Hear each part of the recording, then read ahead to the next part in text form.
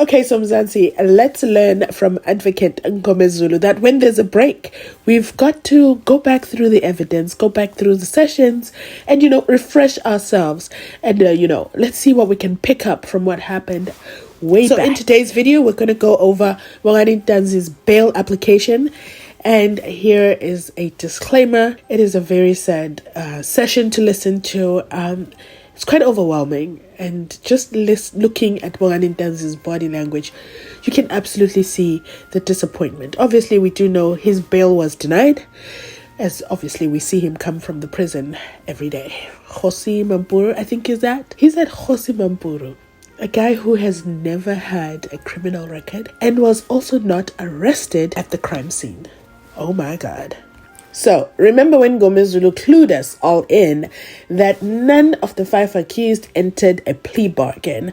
So, we have this comment. So, I want to read it onto the record, okay? Onto our court record. Because, we're all going to write the public opinions bar, okay? So, this comment says, A plea explanation is a summary of your defense after telling the court that you plead not guilty. Now, once you give a plea explanation, you're opening up an opportunity for the state to find or bring new evidence to rebut what you said in a plea explanation. Okay, are we following so far? The commenter also goes on to say, so what Ngo is saying is that no plea explanation was given, so Baloyi should present the information they said they had initially. So at the time of them being arrested, why they're being accused for the deceased death, the incident that happened on the 26th of October, whatever it is that the state believes, that's what the case should be. They should continue with their case, which was a robbery gone wrong. The defendants, the accused, said nothing. They gave no explanations and gave no plea bargain. So there is absolutely no reason for Baloyi to continuously be bringing new evidence. Comment down below. Let me know if you think this week Baloyi is going to finally furnish everybody with evidence. But I want us to watch this clip of Bongani Ntanzi'S bail hearing, and you will see that this evidence, lacking of evidence, traces way back in time. Okay? It's only now that Ngomezulu's on board that he is calling it out to everybody's attention. Let me finish reading the comment and then we'll go straight into the video. So what Ngo is saying is that no plea explanation was given, so Baloyi should present the information they said they had initially to prove the murder of SENZO and not to patch up as he goes with new evidence. And patching up, sure, Baloyi is patching up all the way. Okay? Commenter goes on to say, so it is not a must to have a plea explanation. It is actually a safer option not to have one. Okay, so show me your cards. I don't have to show you my cards. When you show me your cards, I'm gonna prove myself innocent based on what you're saying, because I'm not gonna volunteer information that's just possibly gonna tie me down to this case. So let's continue. So Ngomezulu wasn't attacking his fellow colleagues.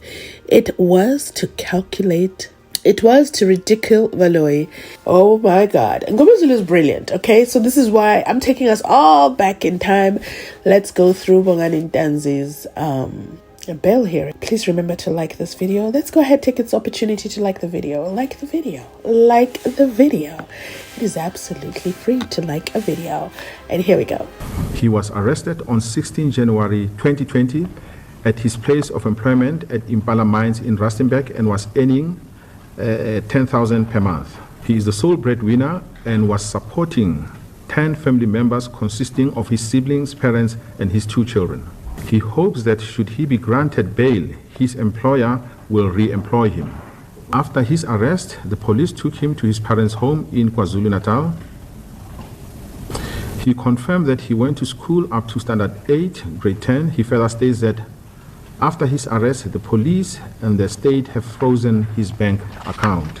The applicant averred that the state's case against him is weak because he was not arrested at the scene of the crime, which was allegedly committed about 6 years before his arrest. Furthermore, an identification parade was not held.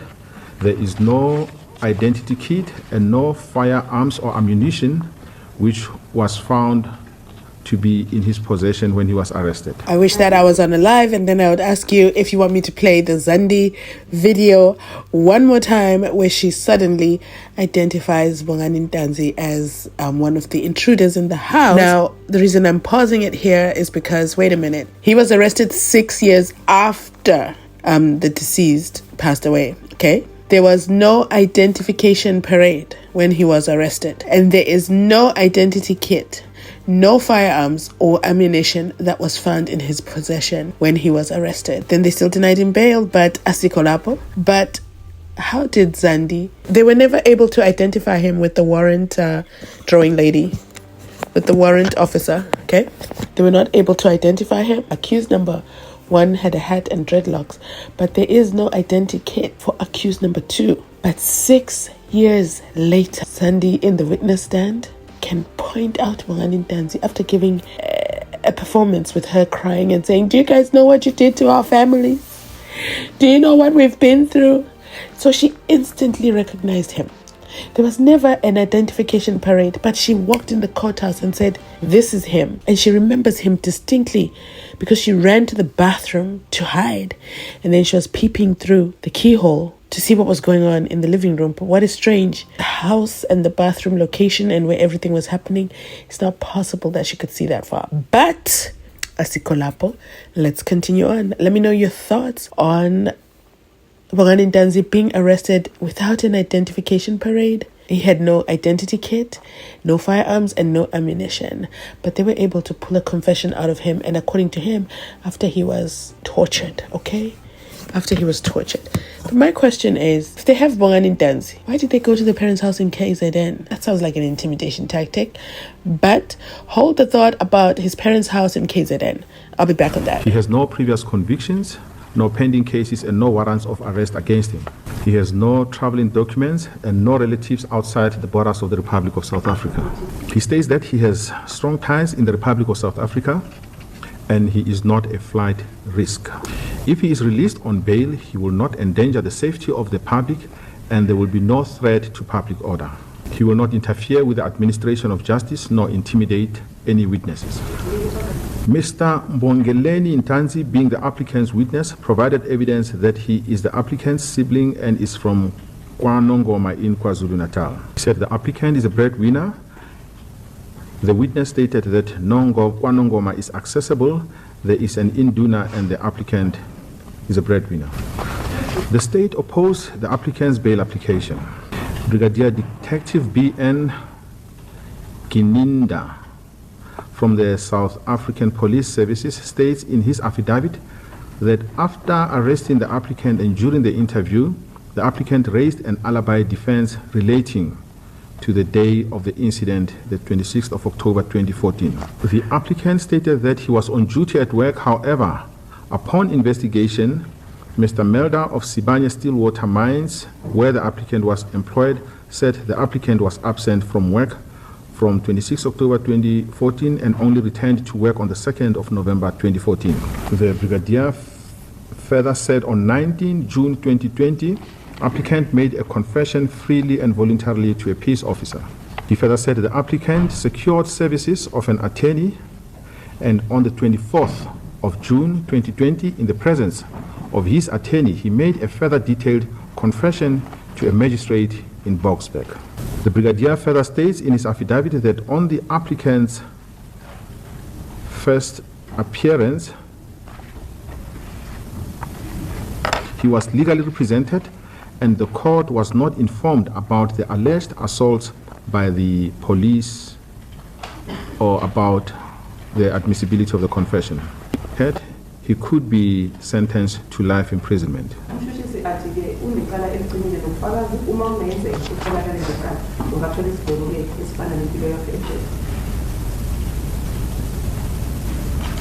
The life imprisonment sentence may cause him to abscond and evade his trial.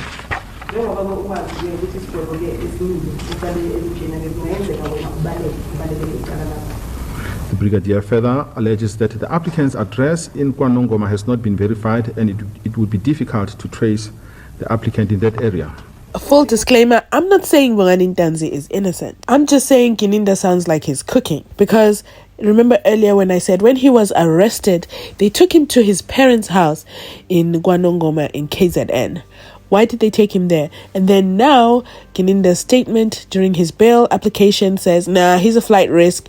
We don't even know where he lives. You know where the parents live. You don't even know where the parents live. And on record, he put that he would be staying with his cousin who he works with at his old job. I think that was a mistake on Advocate RAMASEPELE's part, because they should have gone to get a statement from the employer saying, yes, if he's released on bail, we will hire him. So if he's released on bail and he's hoping to get his job back, what happens if he doesn't get his job back? So I understand where the state is coming from this end, but I do believe he was guided by Advocate RAMASEPELE. You cannot tell me he only brought one witness to help with this. There could have been some work testimony to show his character. Also, the living arrangements, wherever he lived before, they could have also come and given a statement. I don't know. I feel like there's more things they could have done than to bring one witness who is his brother, who didn't bring any birth certificates or any documentation to validate their relationship.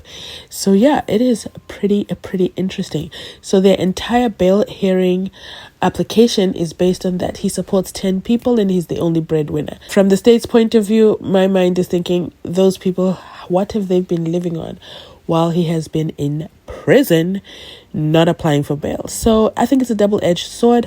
Let me know in the comment section down below, did RAMASEPELE let Bongani Ntanzi down in his bail application? The brigadier in his supplementary affidavit states that the applicant's legal representative gave him 2 addresses to be verified where the applicant would be staying, namely Kohlokolo P.O. Box. She said the first address cannot be traced and it is a postal address. At the second address, the applicant's cousin, Sibusiso Blessing Ntanzi, and the property belongs to his employer, Sibanye Stillwater, which is the place of the applicant's previous employer. Applicant's cousin said he needs permission of his employer to stay with another person and he has no permission to stay with the applicant.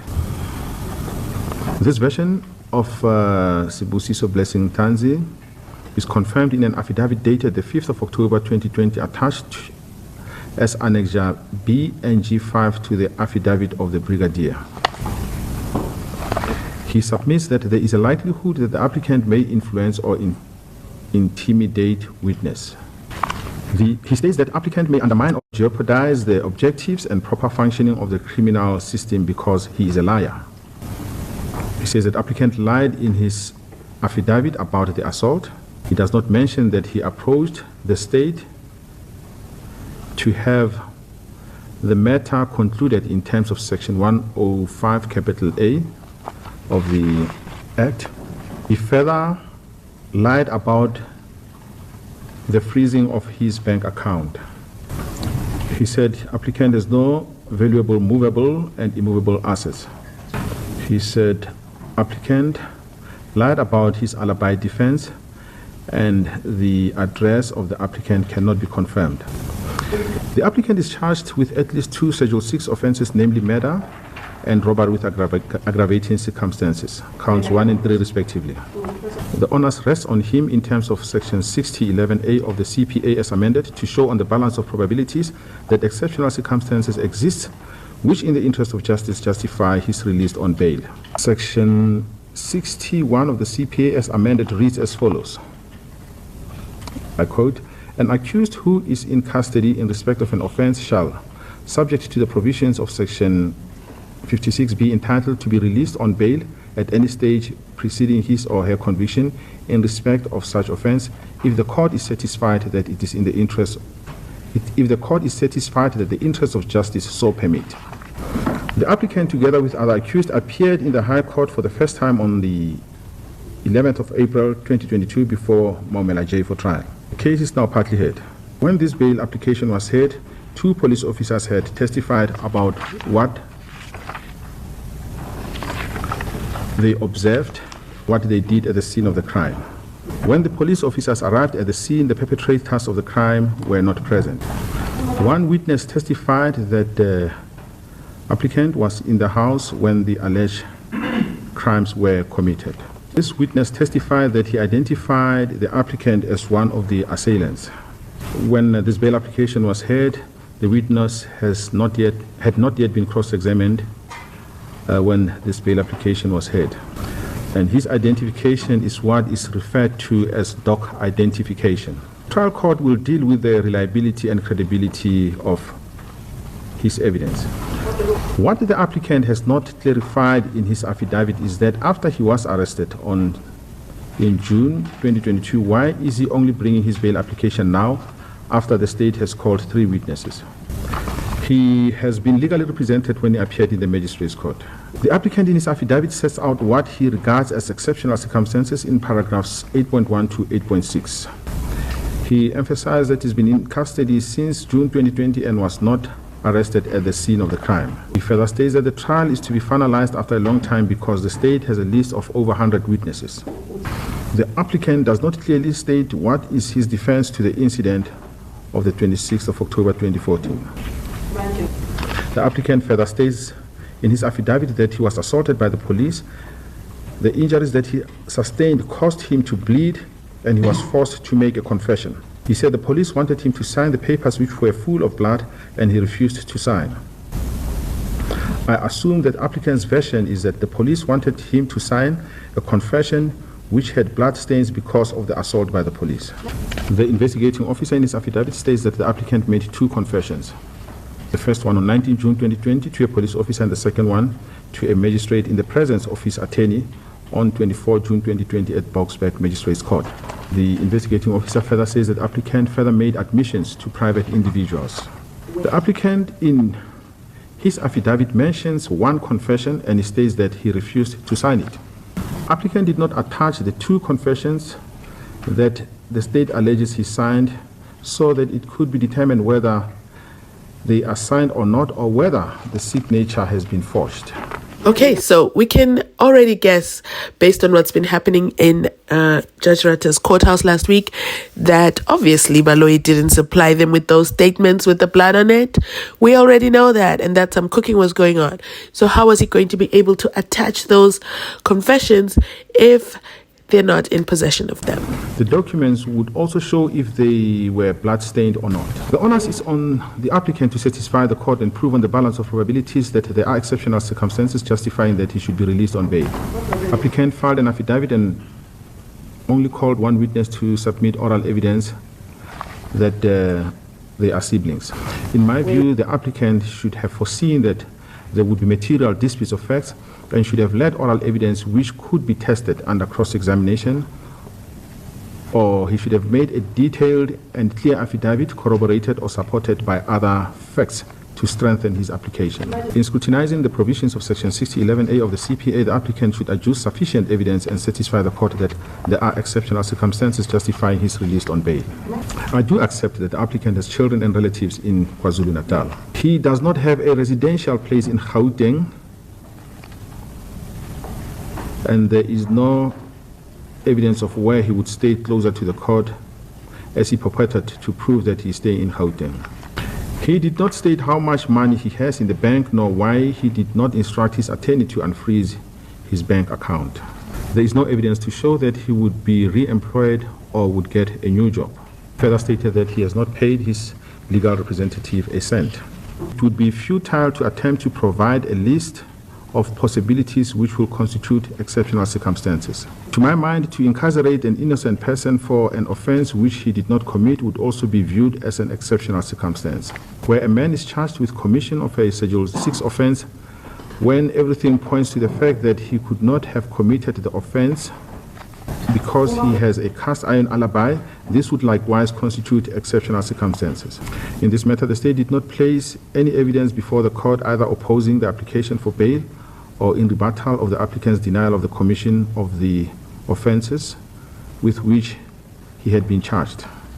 Now, in this case before me, having considered the evidence before me, I'm satisfied that the applicant has not discharged the onus to prove exceptional circumstances, that exceptional circumstances exist, and that it would be in the interest of justice to grant bail. Will you please stand up? The application for bail is dismissed. Okay. that as I was reading my judgment, there are And some... there you have it, Mzansi. Let me know in the comment section what you think about Bongani Ntanzi'S bail application. Was it a strong application? In my opinion, I do not think it was a strong application. I actually think it was a very, very weak application. Not much was put before the judge to demonstrate that, one, he wouldn't be a flight risk, that he would be able to come back to all his hearings. But if we look at the Thabo Bester case, Dr. Nandipha Makutimana's father lives far away, far away, and he was asking the court that he shouldn't be asked to come to court every day. And they told him, no, sir, you're going to find the transportation to make your way to court. So why, in Bongani Ntanzi'S case, even though it's a Schedule 6, because Nandipha Makutimana's father was also a Schedule 6 charge, why Bongani Ntanzi was not granted bail? Let me know in the comment section down below. But that's it from us today. Thank you so much for watching, and I'll catch you on our next upload.